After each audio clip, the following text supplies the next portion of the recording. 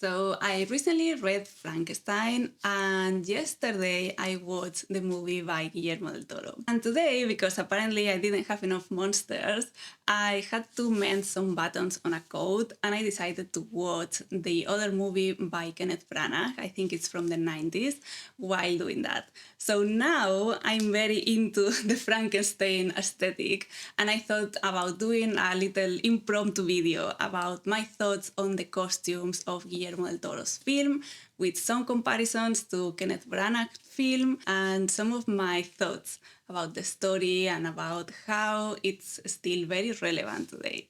So Frankenstein is about a narcissistic college student who drops out of university to pursue his own ambitions and ends up unleashing upon the world a creation with catastrophic consequences from which he refuses to take responsibility. Before we go any further, I feel the need to clarify that I'm not talking about this narcissistic college dropout who unleashes upon the world something with terrible consequences from which he refuses to take responsibility for, and I'm also not talking about this other college dropout whose narcissistic aspirations unleash upon the world something with catastrophic consequences that he refuses to take responsibility for. No, Frankenstein was this narcissistic college dropout who, in the end, sort of takes some degree of responsibility for his own actions. And that is how we know that this is fiction, because that doesn't happen in real life. So, Frankenstein, the film by Guillermo del Toro. I think that visually is absolutely stunning, which is no surprise because it comes from Guillermo del Toro. And this time he has worked with the costume designer that also worked with him in other of his films. One of them is Crimson Peak, which is my favorite in terms of the costumes. I think that the costumes in that film are out of this world. And that designer, Kate Hawley, is the same that made the costumes for Frankenstein.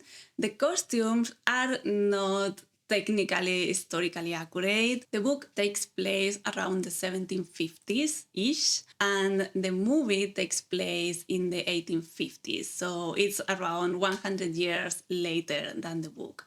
And the costumes would put them into the Victorian era, but apparently Guillermo said that he didn't want the Dickensian version of the Victorian era. He didn't want like muted colors and like sad people going around. Instead, he wanted to use very vibrant colors. So the costume designer decided to keep the silhouette of the period and innovate in terms of accessories, jewelry, and fabrics. So I think this is my favorite way of doing non-historically accurate costumes for historical films. Even though in this case it's not really like a period drama because it's more of a fantasy, but I usually don't mind it as much when costume designers decide to do their own thing as long as they keep the silhouette, because the silhouette of each period is what tells you that you are in any specific period. So once you have that visual signature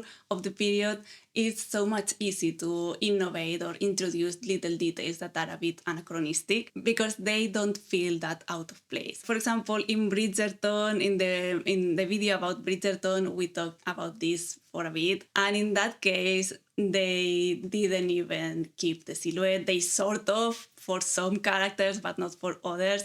And that, I think that is why the costumes in the series feel so fake. Like even before you see the polyester and the cheap fabrics used for the costumes, the thing that tells you that this is not a historical film is the silhouette. And in this case, in Frankenstein, the silhouette is pretty much accurate for the most part.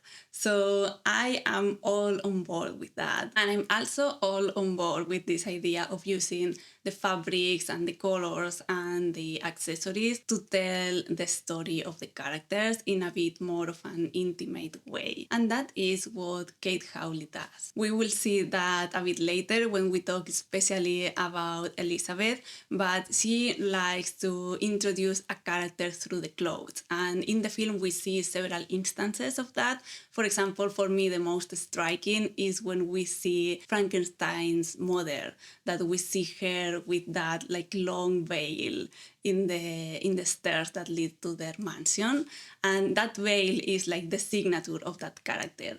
Even though I think she appears previously in one other scene, but that is the moment that we identify that character with that red and that veil, and it sets the tone for what that character is going to symbolize. And in that same manner, for example, Harlander is also introduced through his wardrobe. Like the first thing that we saw about him are his shoes and his trousers and his cane, which has an important part of the plot. So we also can kind of learn a lot about that character through that very simple scene. And in the case of Elizabeth, when Frankenstein sees her for the first time, she's also wearing several accessories that tell us about her role in Victor Frankenstein's story and also her own personality. For example, she's wearing this feathered headpiece, which is not entirely inaccurate historically. There was kind of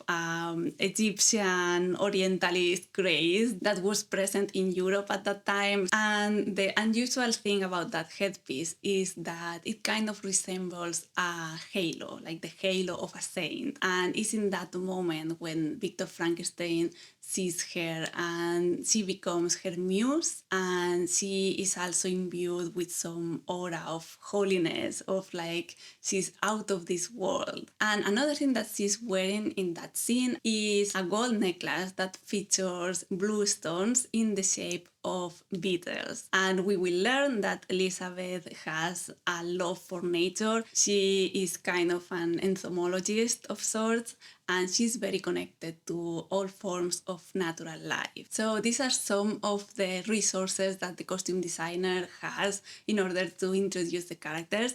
And now I think I want to talk about three characters in particular, Victor, the creature, and Elizabeth, and go a little deeper into their wardrobes and what their clothes signify. Let's start with Victor Frankenstein, the rock star. And I'm not saying that myself, it's the costume designer who describes him as a rock star. She said that she was inspired by people like Mick Jagger and other musicians that have this kind of like swagger and this irreverence in wearing their own clothes. So we see him in this, like especially when he's creating the creature, he's working all day and night, and he's wearing this white shirt that progressively gets less white and more stained with blood and sweat and whatever. And that is the central idea. Like, this is a person who doesn't change his clothes because he's so obsessed working. And in this moment especially, he's an artist working on his masterpiece. He almost feels like a Renaissance artist, like Michelangelo painting the Sistine Chapel. And I find it very curious that when I watch the other Frankenstein film, the one by Kenneth Branagh, Frankenstein is also wearing a very similar shirt. I think because in both movies, they wanted to evoke this image of the artist working on a masterpiece. And also something that we see, especially in Guillermo del Toro's film, is that Frankenstein, he doesn't care what he's wearing when he's working, but when he's not working, he has a very elegant and very distinguished wardrobe. I think that my favorite piece that exemplifies that, like that indulgence and also that like bohemian artist vibe, is the absolutely gratuitous scene with this amazing robe. And also, curiously, in the Kenneth Branagh film, we have a similarly gratuitous scene with a very nice robe, though I think that the robe is nicer in Guillermo del Toro's version. And that robe features his kind of signature color combination for that part of the film,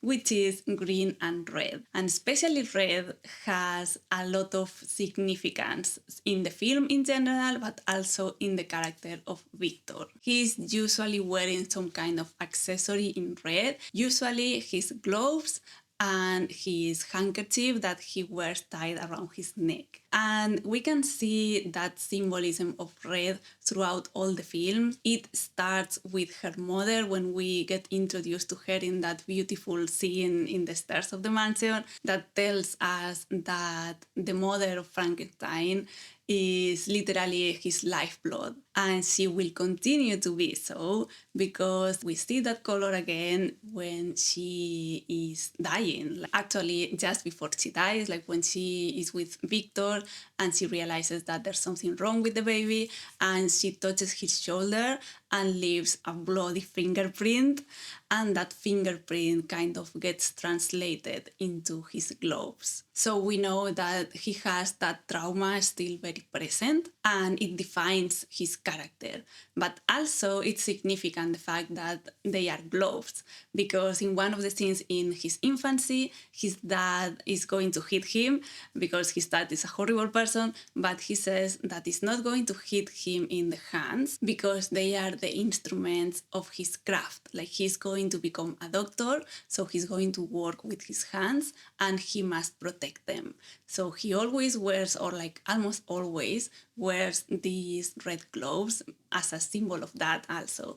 And it's very significant the moment in which he doesn't wear them anymore, because that is the moment when he kills the creature, or like he tries to kill the creature. He thinks he has succeeded, but he doesn't. But that moment after he blows his entire laboratory in flames, he is never seen again with his gloves, probably because he doesn't want to have that craft anymore. Like, he doesn't need to protect his hands because he's not going to use them in that way. And another interesting thing about these gloves is that, like, we can see them as a very literal symbol of him having blood on his hands. But he stops wearing them when he believes that he has killed the monster. But that moment is when he starts getting blood on his hands figuratively, because he has effectively unleashed the monster upon the world. He is still refusing to acknowledge the consequences of his own actions.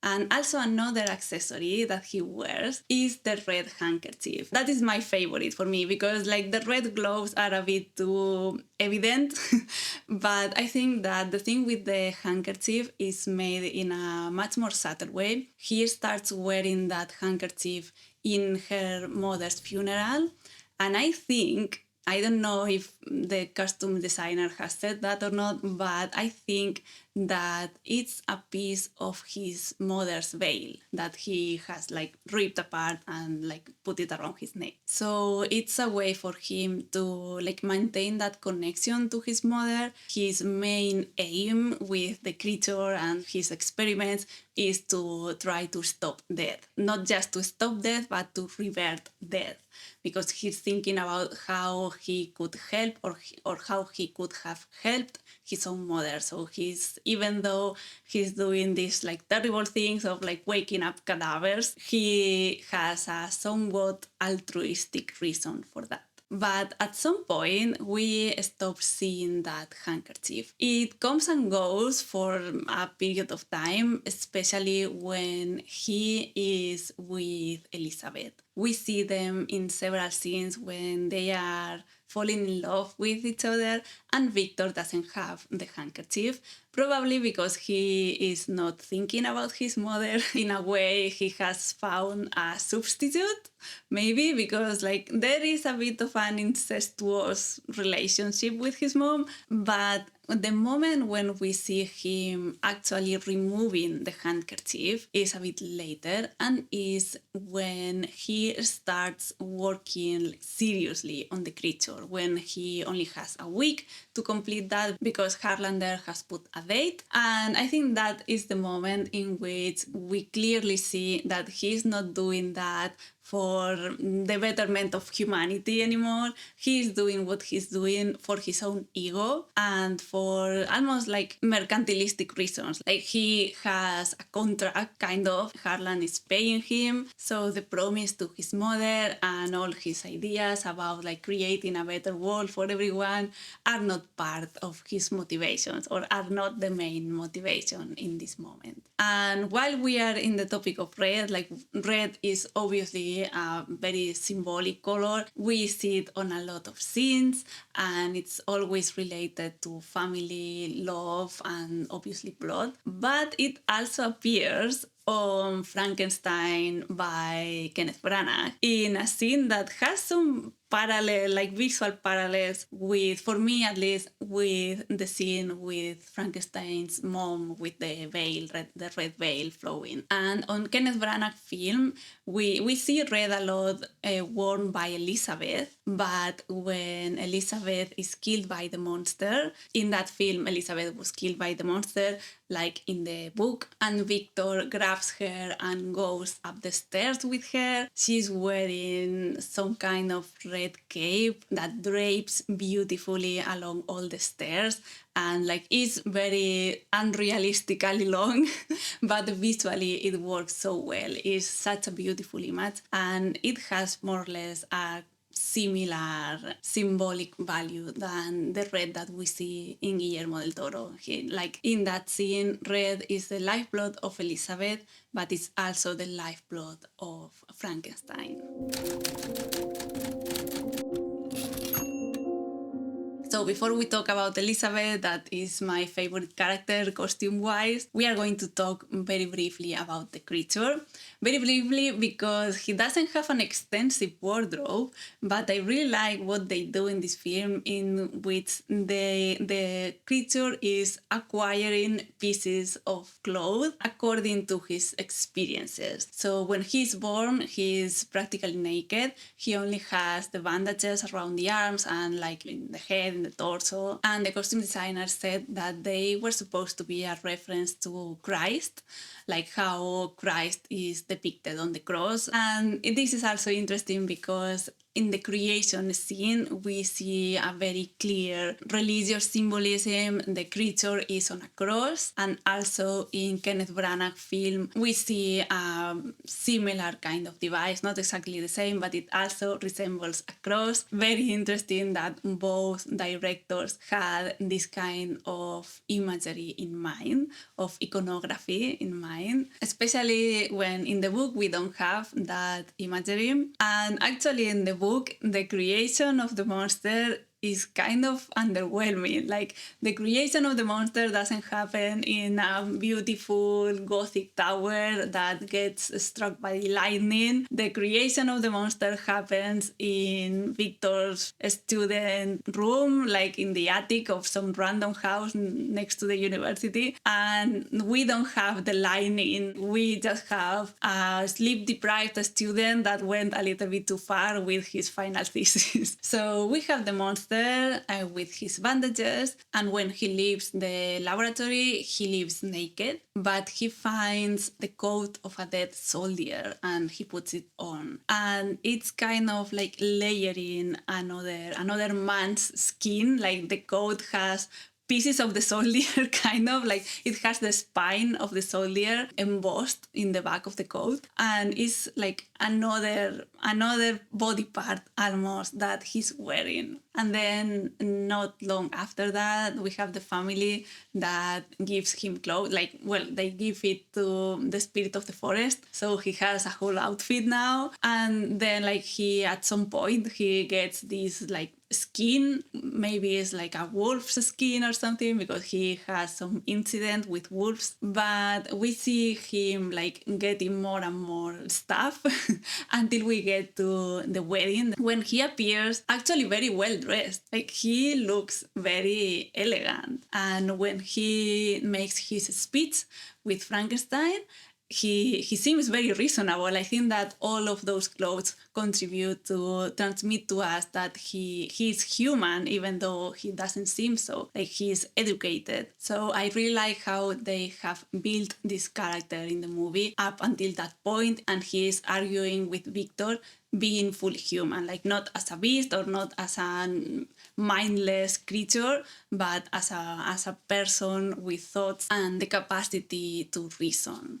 And the one that appears to be the monster in that scene is Victor, who is completely unreasonable and ends up killing Elizabeth. And Victor's brother, that is also dying, literally says to him, like, "You are the monster, Victor," which I think is a bit too obvious. Like, I think that at that point, we don't need anyone saying the literal words that we are all thinking. But, like, I guess that it's still a Netflix film, and they have to make it very clear because people tend to watch Netflix when they are brain rotting on TikTok. So I'll forgive Guillermo del Toro for this, but I think it wasn't necessary. And also another thing that I liked about the creature's wardrobe is that it evolves with him. Like, he goes through a lot. He goes through the ice, he gets attacked by wolves, he gets dynamite, and his clothes show all that. Like, by the end of the film, his clothes are not in a good shape. So I like that we can see, like, all the things that have happened to him, we can see them also through his clothes. So it's a constant through this film, the way that they like to, well, the costume designer likes to construct the characters with all those layers of meanings and with all those, like, small details that contribute to make the movie very realistic, even though it's a fantasy, but the characters feel very solid. So now the moment that I've been waiting for, Elizabeth. Elizabeth is my new style icon. I think her costumes are the best, but I think that what defines her character in terms of clothes is that she is always changing. Like, she is like a butterfly that is in a constant state of metamorphosis. Like, her clothes reflect a lot of the characters around her, especially the characters in which she has some kind of, like, synchronicity. Like, in some scenes, her colors are similar to Harlan's, but then especially when she starts falling in love with Victor, her colors are complementary to Victor's. We see her a lot in those, like, green and reds that were, like, Victor's signature. And then when it's her wedding day, her dress kind of links her to the creature, especially through all the, like, the ribbons around her arms. And also I think that is interesting, like, that constant changing of the wardrobe of this character, in the way that she is also a character that embodies a series of changing concepts. Like, the same actress, Mia Goth, plays Victor's mother at the beginning of the film, and especially I think because that part of the film is told through the eyes of Victor, and Elizabeth for Victor is this ideal of womanhood that he wants to attain. Like, when he at the beginning says, "Mother was mine," he also wants to possess Elizabeth. Okay, so I'm editing and I just realized that there is something important about Elizabeth that I forgot to add. So Elizabeth is this ideal of womanhood. She is the mother, but she is also the embodiment of nature. And that is where Victor's obsession and his possessiveness comes from. Like, we have seen that he feels very possessive towards his mother, but he also feels kind of the same way towards nature. He says that he wants to pursue nature to her hiding places, which is a sentence almost literally taken from the book, because he wants to prevail upon nature. He wants to conquer nature, and thus he wants to conquer Elizabeth. So yeah, I just thought that this was important to understand the character of Elizabeth in this film, and with that we can go back to the video. And I think that it's very interesting that a character that is constantly changing is so in love with insects, which are also an animal that is constantly changing. Like a lot of insects go from larvae to chrysalis to butterfly or moth or whatever. So I think that parallelism is very well managed in the film. And another thing that I like about her wardrobe is how all the little details reflect her personality. And we talk about that at the beginning of the video, but one of the things that we may be a bit surprised when we see her outfits are the prints or like the motifs. We have this beautiful dress in tones of green, and that has this kind of like marbled effect. And the costume designer says is because it resembles the books of the time that had some marbling in the inner papers, like between the cover and like the start of the book proper. And we see that Elizabeth loves books, like she loves knowledge, and we see her buying some like entomology books at some point, and I like how that reflects in her wardrobe. Another thing that the costume designer said is that she also wanted to convey through the clothes all that world of cells and flesh and blood. So sometimes some of the things that we see on her clothes kind of resemble like cells when looked through a microscope. But probably the start of the show is her jewelry. One piece of jewelry that we see her wearing almost in every scene except one is her rosary necklace that is made by Tiffany's, and it was made specifically for the film. Tiffany had a partnership with the costume designer, so all the jewelry is by Tiffany's, but most of them are actually archival pieces. So the costume designer went to the archives and chose pieces that could fit the moment of the film, not just historically, but like in the mood of the film. And the best piece of all is the beetle necklace that we saw before. It is like an actual historical piece. It's around the 1900s, and I think it's so perfect for this character. And also because apparently around the time where the film takes place, in the 1850s more or less, Tiffany was actually manufacturing medical instruments. So it fits the theme of science and the scientific knowledge that Elizabeth also wants to achieve. So we see a lot of little details that remind us of Elizabeth's love of insects. Not just this necklace, but also she's wearing one like beautiful iridescent green skirt that is also like a beetle, and also all her veils are very evocative of insect wings, especially with the big sheer sleeves and all that, make her look also kind of like an insect, like something that could fly away in a second, like she could disappear in a second. And apparently the use of so many like sheer fabrics and all that, and like dresses that have several layers of like tulle or sheer organza and things like that, are because they wanted to use very saturated colors, but Guillermo del Toro also wanted to use single source lighting for the film. He wanted to use candlelight, and that means that the colors were perceived in a very weird way on camera. So the costume designer said that the way that they had to make all the colors look deep and saturated and rich was by adding layers and layers and layers of sheer fabric. And that brings me to my favorite probably dress of the whole film, which is the bridal dress. And we have seen that that dress is reminiscent of the monster, because the monster, the creature, is who Elizabeth is more connected to at that moment. Like we in that moment, in the wedding day, we understand that they are meant to be together. So it has the color scheme of whites like the creature, and it has the bandages. And something very, very interesting about that dress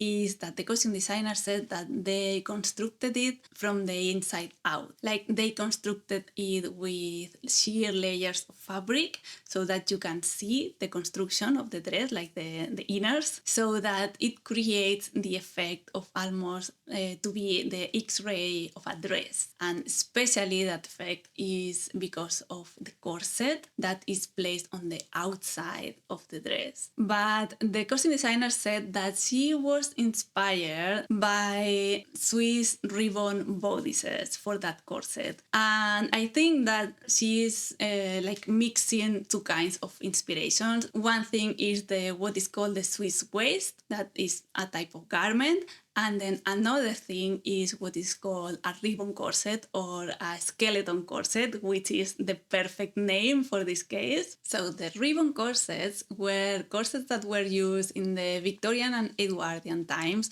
They weren't widely used, but it is said that their primary function was to be a lighter corset, especially for exercise. Like the Edwardian women, they were riding bicycles and doing stuff. So they sometimes preferred lighter corsets that gave them greater freedom of movement. And also for summer, obviously, these corsets were more comfortable than regular corsets. So these type of corsets are just made of ribbons or sometimes of fabric cut and sewn to resemble ribbons. They usually have boning at the sides, but they don't have all the layers and all the boning that a regular Victorian corset would have. And there is an example in the Victoria and Albert Museum of a corset that is actually very, very similar to the one that Elizabeth wears in her wedding dress. And it's properly a skeleton corset. It's a ribbon corset that has space between the ribbons. But the difference with the one that Elizabeth wears is that this type of corset would have been worn on the inside. And in relation to that, we saw that the costume designer said that she was inspired by Swiss bodices. And a Swiss bodice, properly a Swiss waist, was a kind of bodice that resembled a corset, but it was worn on the outside. It wasn't a proper corset because it usually didn't have any boning, or if it had, it was like super, super light boning. It didn't have a bust, and the lacing, the eyelets for the lacing, were never metal. So the corset that Elizabeth is wearing is mixing those elements, the ribbon corset element and the fact that it's worn on the outside. And we also have an example of more or less the same period of a bridal Swiss waist. It's not like Elizabeth's corset body thing. It's like period accurate, but it's interesting also to see some like examples from the period, because this is a personal pet peeve of mine. I have a problem when in a historical drama the costume designer or like the director or whatever said like, we had to modernize the clothes because otherwise they don't look nice and the audience don't like them, and it's all like historical clothes are super boring. Like historical clothes are usually super beautiful. Like if you go to a museum, you can find pieces like this. Like obviously I love Elizabeth's dress in the film, but I don't think we can like deprecate all the historical clothing because it's boring or it's not nice enough. And especially in films like Emma by Autumn de Wilde, like the latest version of Emma, I think she makes such a beautiful statement of using period accurate pieces that are full of color and full of details, even though Frankenstein's costumes are really beautiful and really special, and they don't have, like for me, they don't have to be historically accurate. I don't think it demerits the original historical clothing from the period. Like if they would have chosen to go that route, I'm sure they would also have found amazingly beautiful and special and unique pieces to create this kind of Gothic fantasy.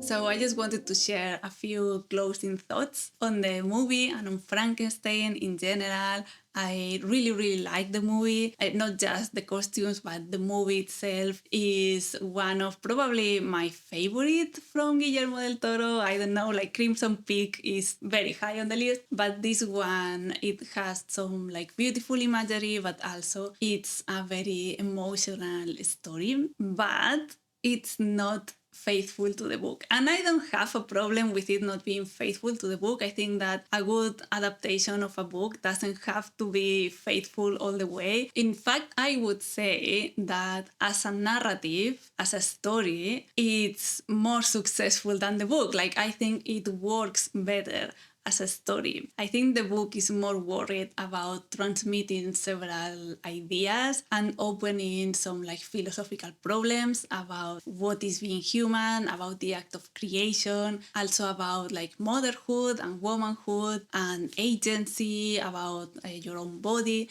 I think all of those questions are very present in Mary Shelley's book, and they are not necessarily as present or present in the same way in Guillermo del Toro's film. They don't have to be, like, they are different stories and different interpretations, but narratively the film works better. Philosophically, the book is way deeper, and also the book is way more pessimist. In the book, you don't get that redemption scene of the monster and Frankenstein forgiving each other and saying like we can all be human and all that. In the book, he is still disregarding all the human consequences of success and fame, while in the film it's the other way around. Like, he seems that in the end he has acknowledged that some things shouldn't be done no matter the cost. So the Frankenstein in the movie is much nicer. And also in the movie, I think that it's a character that is defined by his actions, even though they are not good actions. While in the book, Frankenstein, it's a man of inaction. Like, whatever happens after the creation of the monster happens because of his inaction. He pretty much only whines for the better part of the book. In the book, it's this kind of like absent creator, an absent god that creates and then forgets about his own creation, and that is like the origin of the evil, really, in the book. And also the fact that in the book the monster does kill several people, I think that it makes that neglect of Victor Frankenstein even worse. Like, it has even worse consequences. While in the film, the creature keeps being pure throughout all the films. Like, whenever he kills is because he's being attacked or because like it's some kind of accident. So in that way, the critique to the irresponsible use of science is much stronger in the book, even though today we could use a lot of that critique. Like, I'm actually reading another book that I was reading at the same time, and it's called Empire of AI, and I can see a lot of Victor Frankensteins there. So that's why I think it's a story that resonates with us even today, because we still have a lot to unpack in that area. So that's all from me today. I hope you have enjoyed this like view of the costumes in Frankenstein. I hope you also have enjoyed the film, or if you didn't, like, let me know why. Do you think the book is better than the film is better than the book, like the age-old question? This was a completely unscripted video, so I hope it wasn't too chaotic. If you want to see other like historical deep dives into like some weird facts about fashion and culture, I have other videos here. And for now, have a lovely rest of your day and see you soon in the next video.